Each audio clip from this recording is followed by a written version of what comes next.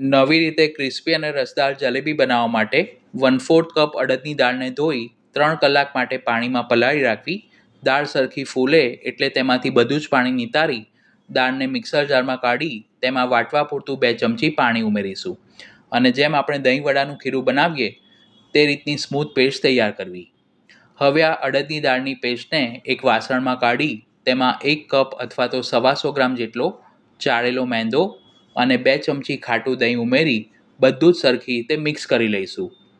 મેંદાની સાથે અડદની દાળનો ઉપયોગ કર્યો છે જેથી જલેબી ઠંડી થયા પછી પણ લાંબા સમય સુધી ક્રિસ્પી રહેશે.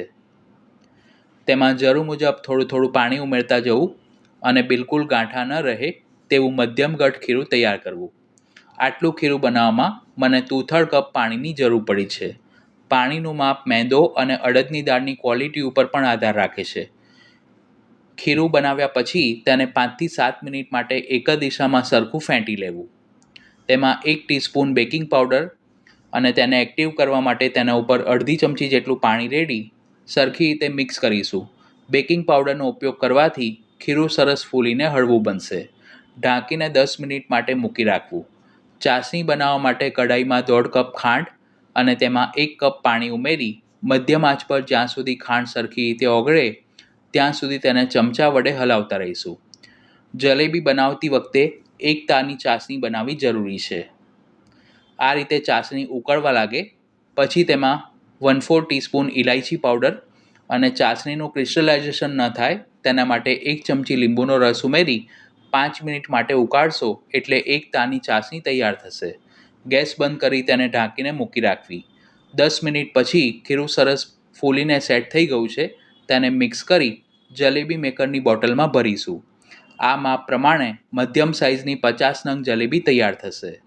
ફ્લેટ બોટમ પેનમાં જરૂર મુજબ ઘી ગરમ કરી તેમાં સમાય તેટલી જલેબી પાડીશું.